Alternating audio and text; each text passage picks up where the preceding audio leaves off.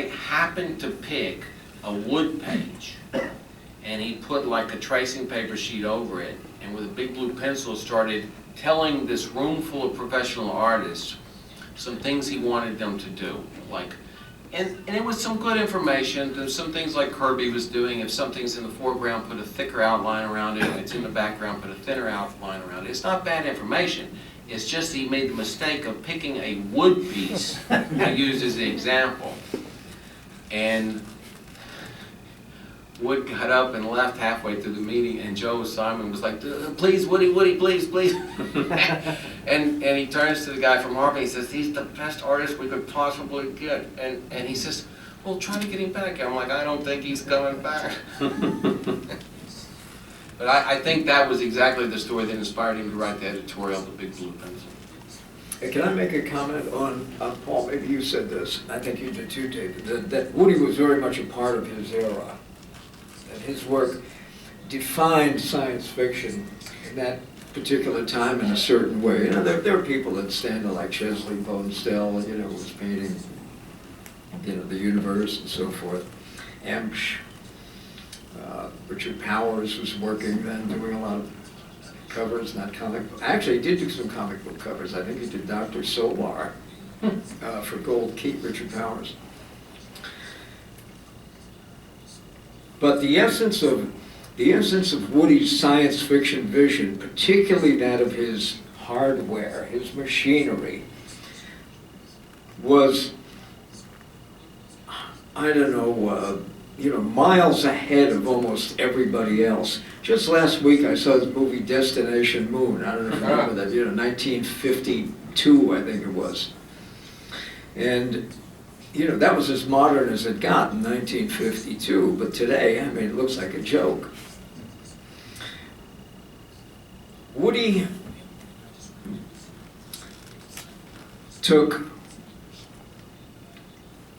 the kind of technology that he had access to. For example, his rocket ships, his rocket interiors, were really derived from submarine interiors and those of B-29s. All the oscilloscopes and the hardware at consoles, you know, that all came from, you know, the kind of technology, scope technology of the day. But the thing about Wood was, he was a particularly adept designer. There are many comic artists, this may not quite relate to you, but think about it and go back and look.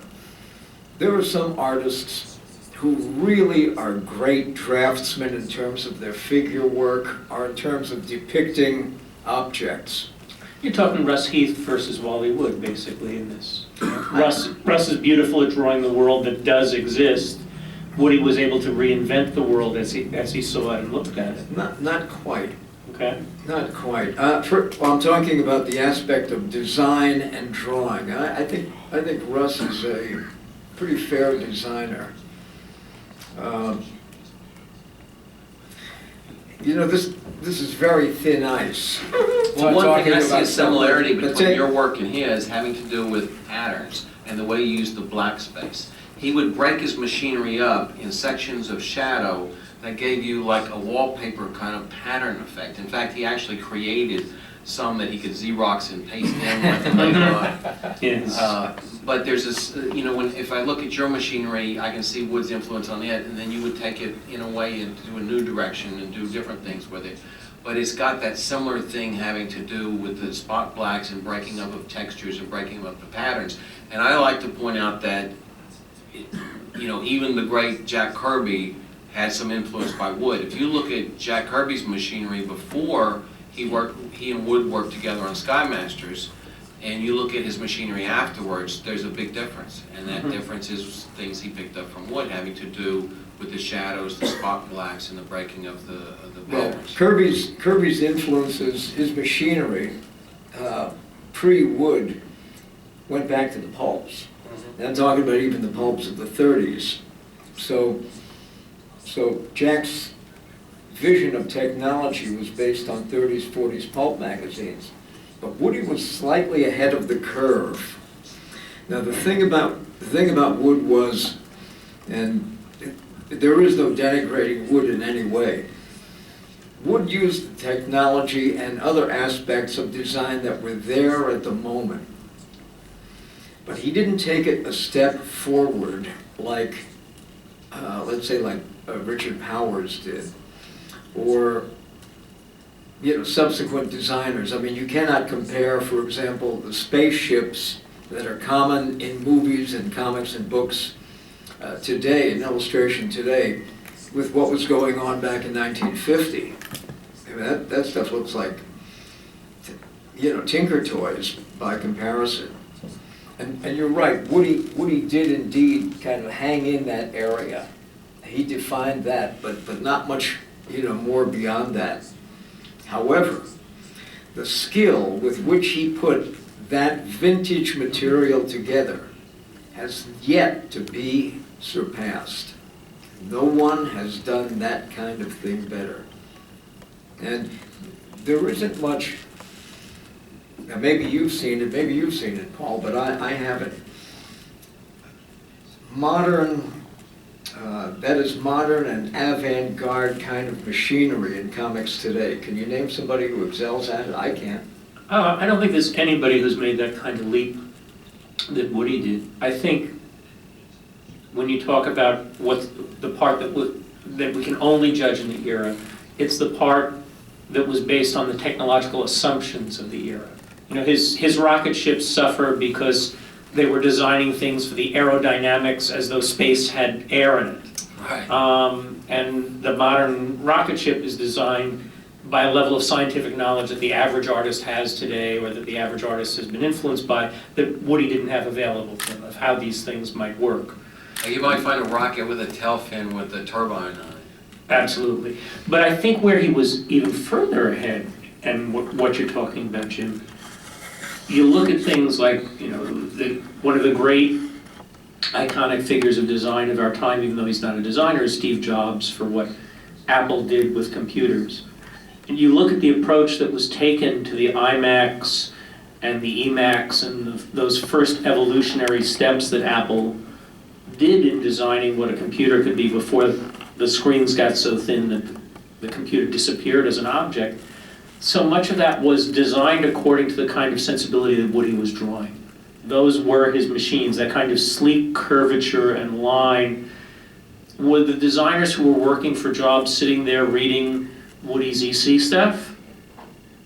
Not sure, but it wouldn't surprise me, in the same way that the handheld cell phone has descended from the Star Trek communicator in some ways. Absolutely. When you create in the popular culture, you're starting something rolling where you don't know where those things lead. Yeah, who's reading those books and what they're going to do with their lives. And Orlando, I had a quote from Joe Orlando. He said, Wally Wood was to science fiction comics what Star Wars is to science fiction film.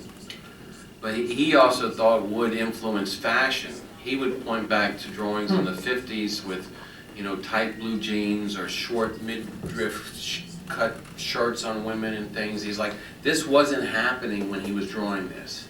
He made this happen. That's Orlando's point of view. That Wood influenced fashion as well as comic book art. He also actually influenced fashion. I'm not saying it's that way or not. I'm just quoting Joe on that. Well, a couple of other things, just to be argumentative. In context, Wood made the most of current technology. And I don't think that's ever been topped, because he was a terrific designer. But he was not the visionary that Kirby was, because Kirby was designing, and years before, decades before, the most fantastic kind of spaceships or any kind of devices, whatever he put his mind to. Kirby was in a class completely and utterly by himself. He was alone, a giant in comics. And in terms of his imagination, nobody has ever topped that kind of technology, not even Wood. Wood couldn't get close to it. But one of the beautiful things was the collaborations between Kirby and Wood, like Challenges of the Unknown or Sky Masters. Well, that's also intuitive and analytical. You get the difference. Kirby was intuitive. I mean, he picked up things over experience, but he was an intuitive genius, and a lot of that was just that flowing through him, whereas Wood and yourself are more analytical. You're making creative decisions. You're saying, I like this, I'm going to use that. I like this, I'm going to use that. Wood was obviously influenced by Alex Raymond, Hal Foster, and Milton Caniff, and some Eisner. But he made it something new. You would never mistake Wood's work for one of those other artists, even if he was homaging them. Occasionally, he would do such perfect dead-on homages. He used in Mad Magazine, he would do, imitate some cartoonist work, but just absolutely brilliant. And really, the audience he reached at Mad was fantastic. I used to talk to Nick Meglin, the editor at Mad, and he thoroughly thought that Wood's humor work was actually the pinnacle of his work. As great as he was, you've got the science fiction work, you've got the superhero work, and fantasy. We haven't even touched fantasy. Wood had fantasy in his roots from birth. He was into Lord of the Rings before practically anyone else ever heard of Lord of the Rings. The same thing with the Narnia. He was into the Narnia books, before a lot of people had caught on to that. When he first came to New York in 1948, just after getting out of the military, his sketchbooks that he was showing around trying to drum up work, they were fantasy drawings. And that all came out later in some of the earliest graphic novel work when he did The Wizard King. Those Wizard King ideas had been in his psyche since childhood. Other ideas he had, Animan, which he did absolutely fantastic realistic feature on that appeared in Wits End. That Animan idea he had from childhood. He also took it into, he did a series called the Animen in Daredevil, a trio of villains. So a lot of these things, it's amazing how far back they go. So there's lots of different areas. He touched so many areas, humor being another great one. Yeah, well, a point to make, I still believe that nobody's ever topped Woody's science fiction. And you could argue that it is, that he simply defined that era. But on the other hand, you can take some of his work like Super Duper Man or Teddy and the Pirates or Flash Gordon, that his technology is still there, but nobody's ever topped that stuff. I also like to call him the great collaborator. Everyone he collaborated with was great. He was doing science fiction at EC. He's working with Al Feldstein. Before EC, he was working at Avon with Orlando. They're doing Captain Science and Space Detective, things like that. And then at MAD, he's working with Kurtzman. Kurtzman would actually do rough thumbnail layouts.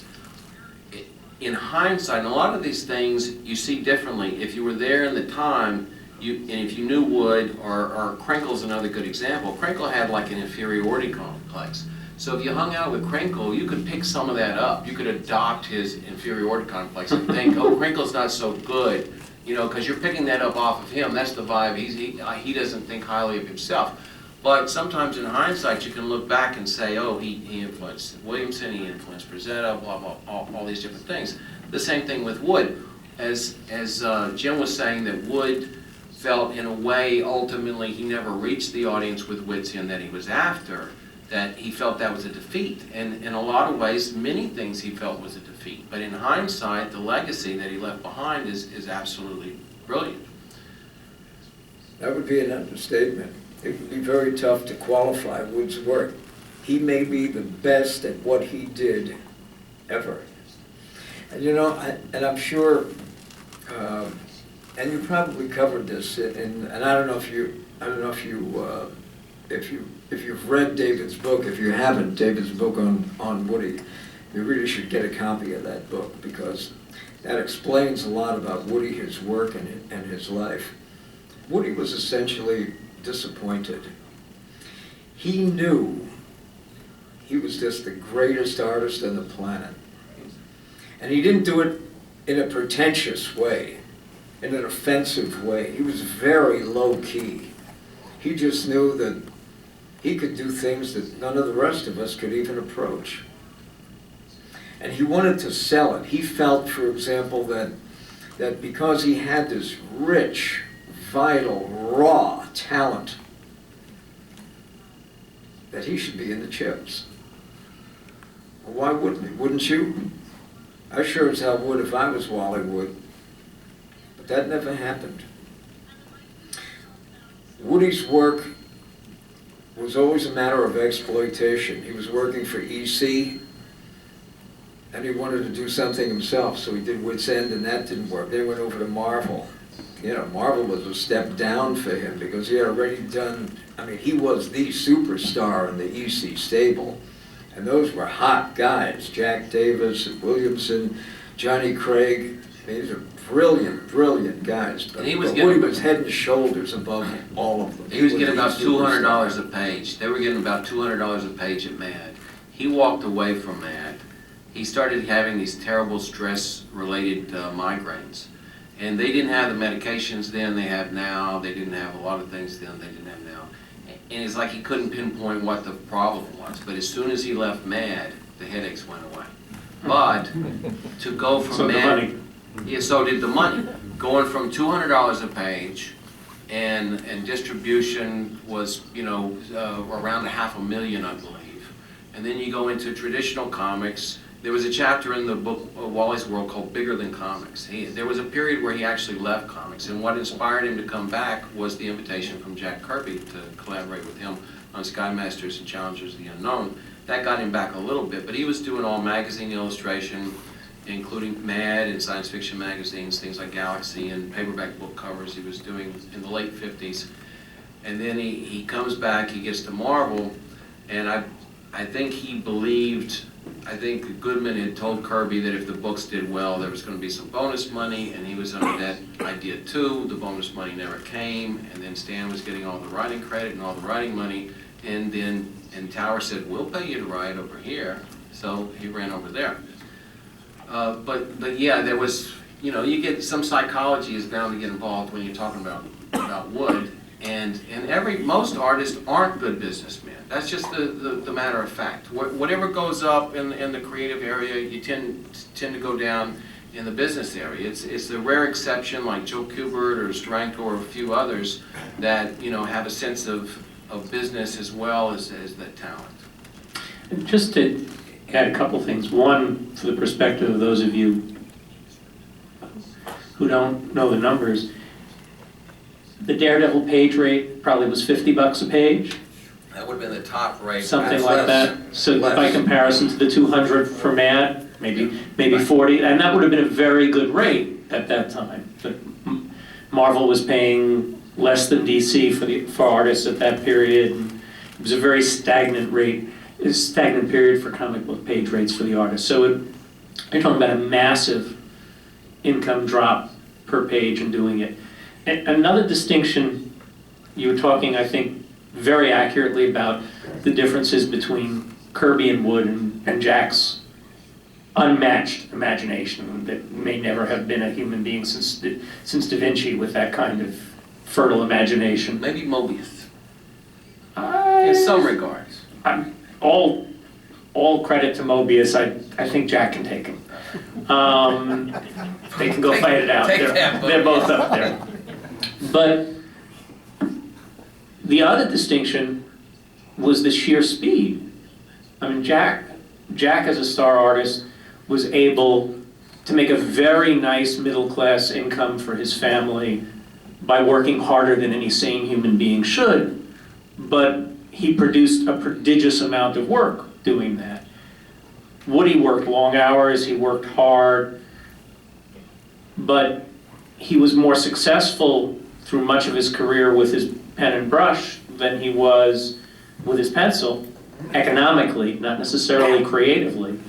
And that he never got beyond a certain point in how much work he could produce that way. That's part of why he built studios and assistants and things like that, which was great. It allowed him to do more work, and he had really a very rare gift for bringing in assistants and making people who were at the beginning of their career more talented or appear even more talented than they were But in terms of lifestyle he was able to create for himself, I don't think he ever achieved the kind of income or comfort that Jack did, which I think probably contributed to his feelings of not having succeeded the way he hoped to. Someone toward the end asked him if he had it all to do over again, what would he do different? And he said, I would draw like Charles Schulz. But He could draw like Charles. he could, but he wasn't known for it. Part of the problem, and I also found, I just recently came across a different quote from him, where he said, they were saying, you know, why was your EC work so, that beautiful clutter, and there's so much detail, that unbelievable detail. He says, well, to tell you the truth, I've just gotten married, but we really weren't doing much, so I was kind of frustrated, and it all went into my art, and it became a curse, because the rest of his career, everyone wanted that clutter, but it's like too much work to do. Woody was hurt by this. We talked about this numerous times. He rarely went to comic conventions. One of the reasons was that people would inevitably come up to him, fans would come up to him, Mr. Wood, we just love this EC work that you did. How comes you can't draw like that anymore? Well, he could if he wanted to, but he had moved in, he had already done that kind of super detailed work for years. He already made that statement, and now he was moving on, he was simplifying.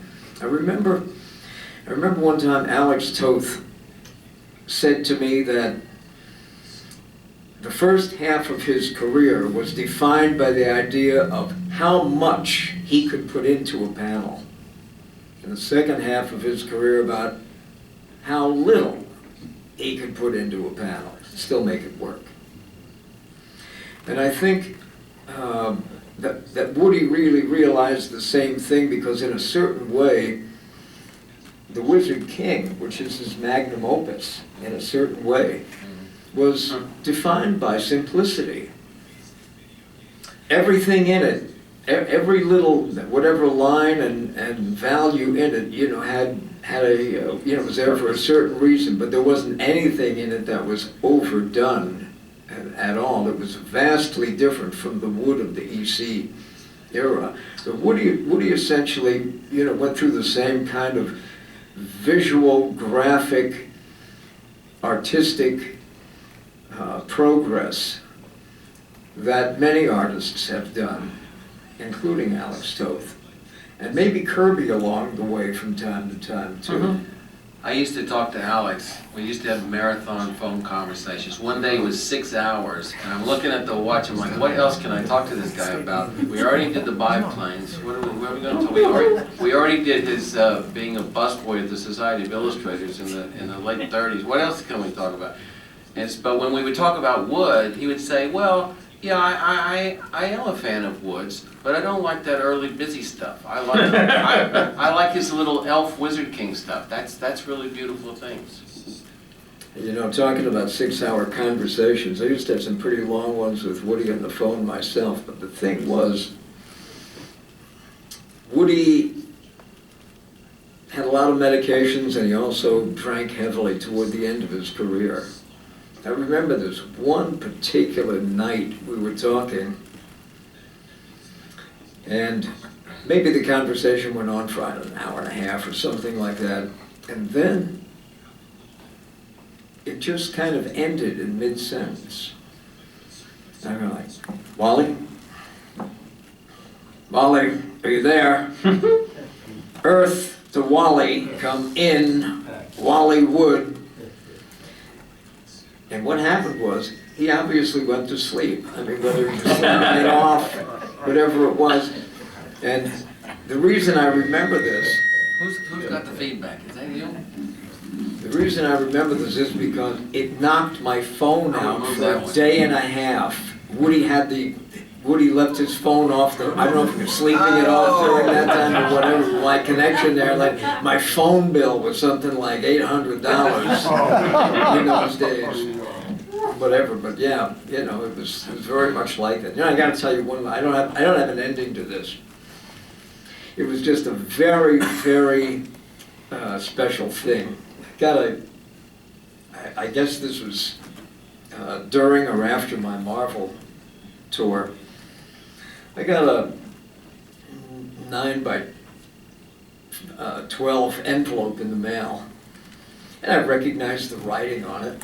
It was, you know, that special Wally Wood touch. I mean, you could make a single straight line. You go, wood, wood. And I opened it up. It was a package that had the wood school drawing policy. I may need some help here, which is never draw what you can copy, never copy what you can trace, never trace what you can cut out and paste That's out. it, you got it perfect. That's perfect. It was in Old English. and also in the package was a diploma. Did you ever see any of the wood diplomas? Yeah, diploma for the Wally Wood School of Art. Wally Wood School of Art. And it actually had a gold seal at the bottom of it. And of course, I never apprenticed with Woody. I mean, a lot of guys, the Atkins did, but I never apprenticed with Woody. But he sent me, you know, with his great golden heart, he sent me a diploma from the Wood School of Art anyway, because I had plundered and pillaged so much of Wood's style that I got the diploma, you know, by osmosis. Thank you very much. It's an honorary doctorate. Tell them about the Shield 6 cover.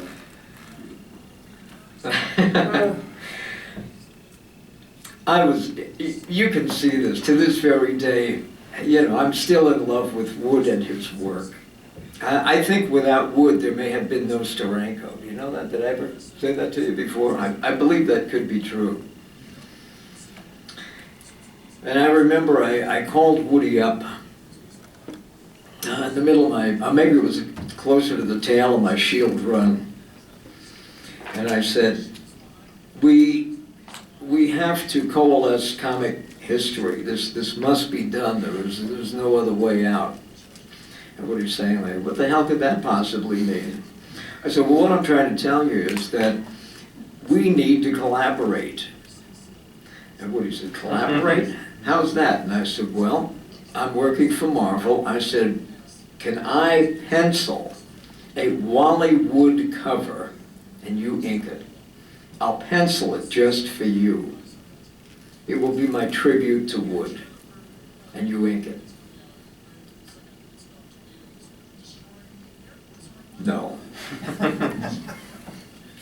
I took Woody out for like 50 dinners, you know? What the hell was that? Didn't this guy, whatever happened to gratitude, you know? What's going on here? I said, why? And this is what he said. I'm not kidding, I'm not making this up. He said, you put too much stuff in the panel. I put too much stuff? Are you crazy? Are you out of your mind? But he refused. But I did that cover of Shield 6 as my tribute to Wally, to let the world know how much I owed this man and how dedicated, you know, we all are to his life and his work. That's the one with Nick Fury out in space and the Earth exploding behind. One But quick. then afterwards, you said you talked to Wood afterwards, and he saw it and he liked it, and he says, maybe I should have been. One other short story to tell of some other people who owe Wood some gratitude who don't know they do. So this is 1980, and comics have not had any form of standard royalty payments to talent ever from the beginning. And we're at DC, and 4 of us are putting together what will turn out to be the first industry standard royalty plan. Jeanette Kahn, Joe Orlando, Dick Giordano, myself. Long discussions. What's fair? You know, we only have so much money to work with. It's a collaborative medium. How do we work this out? And everybody's arguing, usually against their own specialty, because we take for granted what we do well. Dick Giordano's arguing very strongly that inkers don't need much. It's not real art. And Woody is the powerful example thrown at him strongly by me, seconded by Joe, about the importance of the inker.